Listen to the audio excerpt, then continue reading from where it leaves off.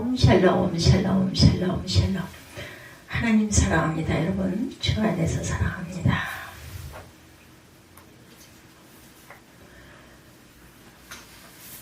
네, 16장 말씀 3, 4절입니다. 생명을 건 신앙생활.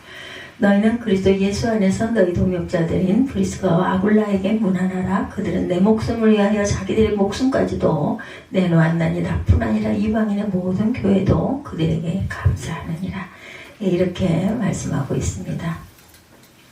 C.S. 루이스는 최대 이혼 사건이라는 책을 썼어요. 그런 하나님과 사람이 죄로 인해 갈라진 사건을 최대 이혼 사건이다 이렇게 표현합니다.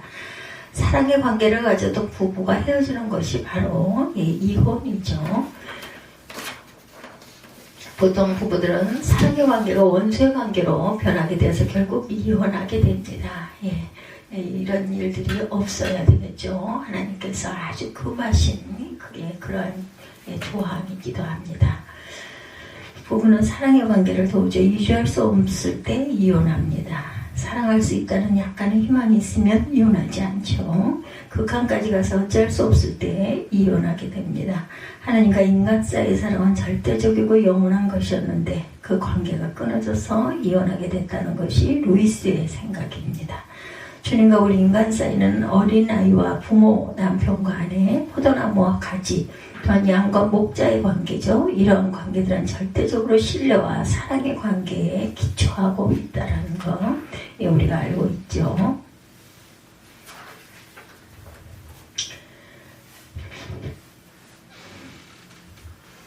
포도나무에서 가지가 분리되는 것은 죽음을 의미하듯이 하나님과 인간 사이에 단절되는 것 또한 인간에게는 죽음을 의미합니다. 주님과 우리 인간 사이는 이런 관계로 형성이 되어 있다. 어린이와 부모, 남편과 아내, 포도나무와 가지, 양과 목자의 관계, 이런 관계들은 절대적인 신뢰와 사랑의 관계가 기초가 됩니다. 하나님과 인간은 피조물과 조물주의 관계를 넘어 사랑의 관계와 절대 신뢰의 관계를 형성하고 있다. 그러므로 인간이 하나님과 단절되는 것 있을 수 없죠. 죽음이죠. 한순간도 하나님에게서 끊어져서는 안 됩니다. 핏줄과 같은 생명의 관계이기 때문에 우리는 하나님과 지속적인 관계를 맺어야 한다. 우리는 2026년도 한 해 예수 믿고 구원받는 하나님의 자녀로 하나님께 영광을 돌리며 살아가야 할 것입니다. 또한 주변에 그것을 보임으로 증거하고 전파할 수 있어야 합니다.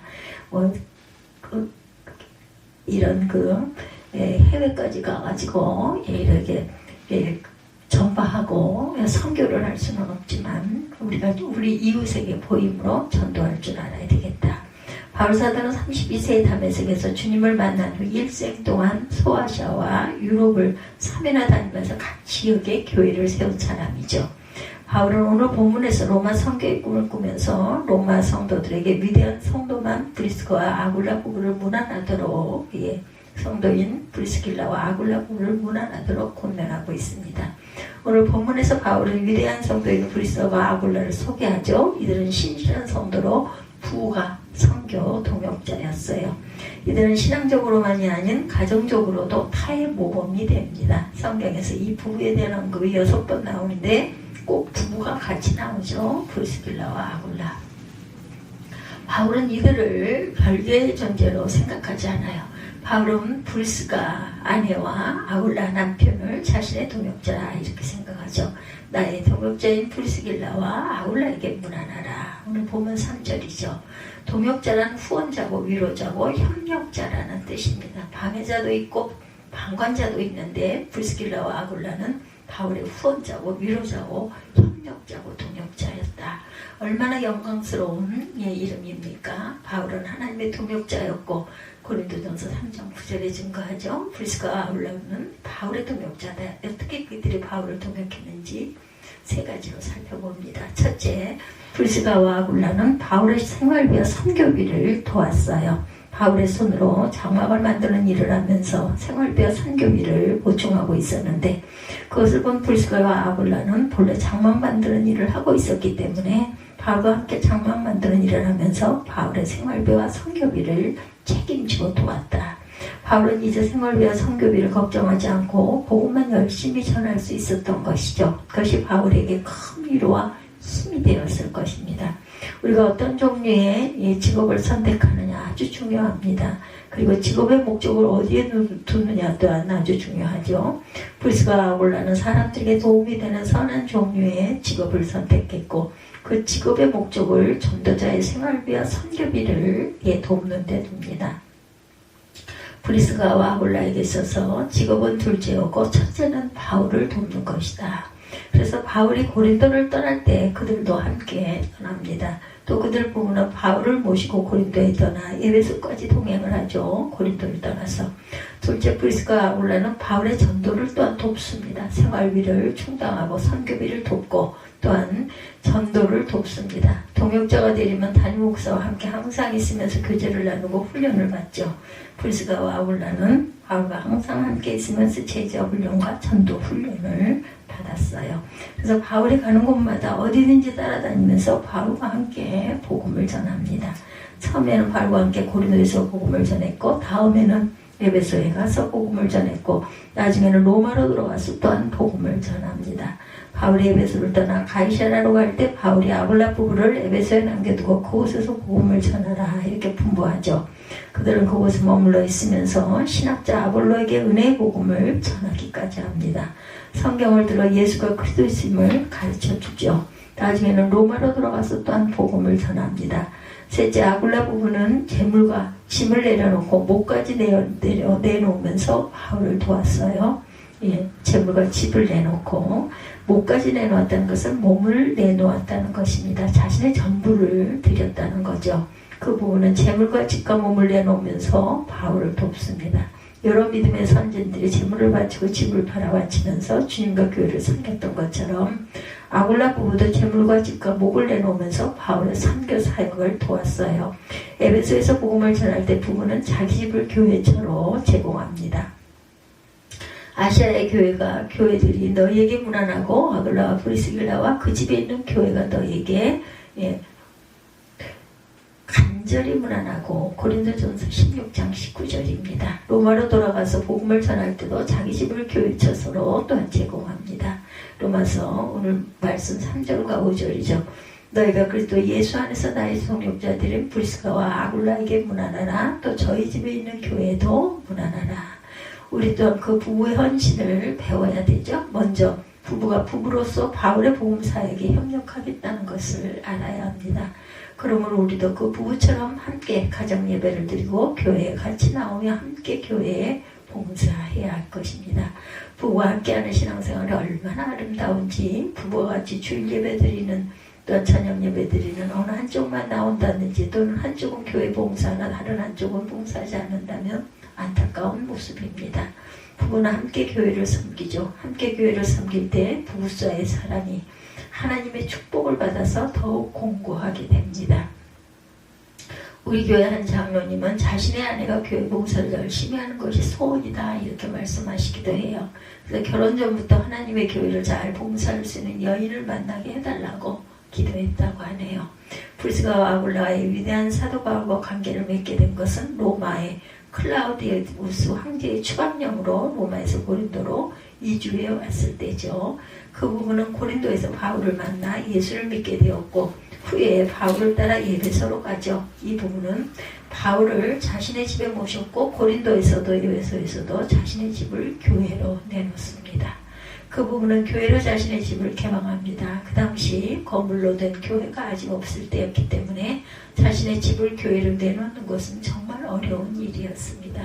그 부부에게도 사생활이 있었을 것이고 자녀들도 있었을 것인데 그들은 자신의 집을 고린도에서도 에베소에서도 내놓습니다. 그 뒤 로마 황제인 클라우디우스가 죽고 로마에서의 추방령도 무효가 된 다음 그들은 다시 로마로 되돌아갔는데 로마에서도 그들은 자신들의 집을 교회로 내놓습니다. 우리의 집도 이렇게 교회가 되어야 합니다. 열린 문이어야 하고 열린 손이어야 하고 열린 마음이어야 합니다. 성도들에게 개방되어 있는 문, 성도들에게 봉사하는 열린 손, 무엇이든지 도우려는 열린 마음, 이것이 바로 우리의 마음들이어야 되겠죠. 영국 버밍엄에 유학을 하신 분의 이야기입니다. 예, 외로움을 많이 타는 성격이어서 너무너무 외로우셨다고 그래요. 모든 것이 낯선 미국 땅이라 그런지 외로움을 어떻게 달랠 길이 없었답니다. 마침 그곳에 부부가 함께 유학 온 그 선생님 대회가 있었는데 그 부부 가정에 가서 식사를 하고 기도해 주기를 하면서 외로움을 달랬다고 하네요. 네, 그들은 외로운 저에게 참으로 친절하게 대해 주었다고 그래요.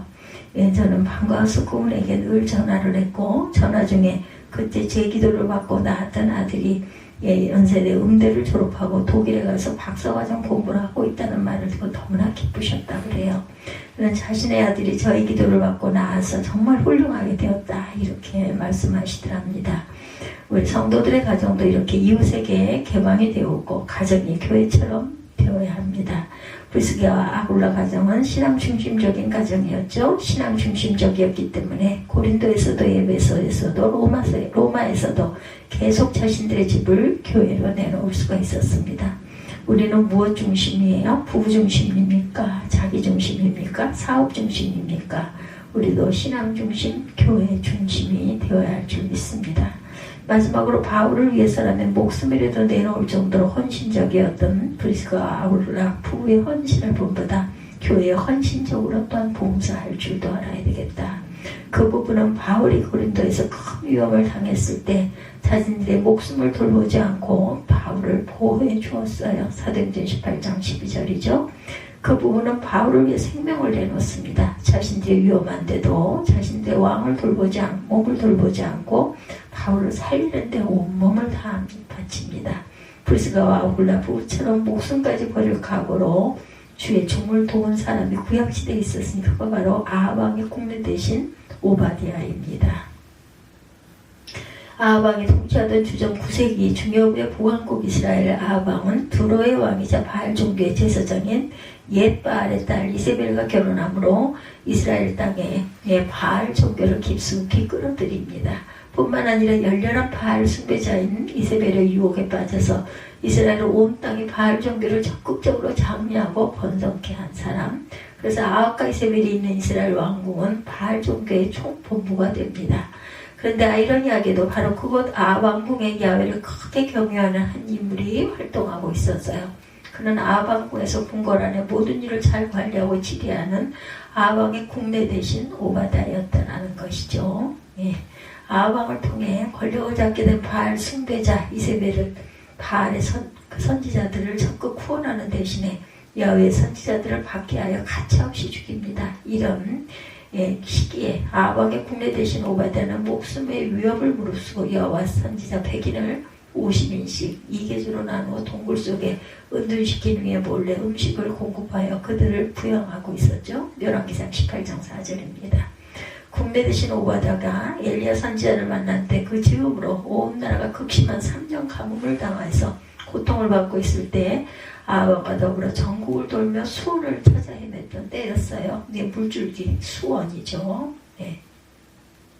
그때 길에서 우연히 엘리야 선지자를 만난 오바댜는 엘리야 선지자의 의도대로 그를 아합 왕 앞으로 인도함으로 결국 야훼 선지자인 엘리야와 바알 선지자들을 간에 역사적인 갈멜산 대결이 이루어지도록 한 결정적인 계기를 만들죠.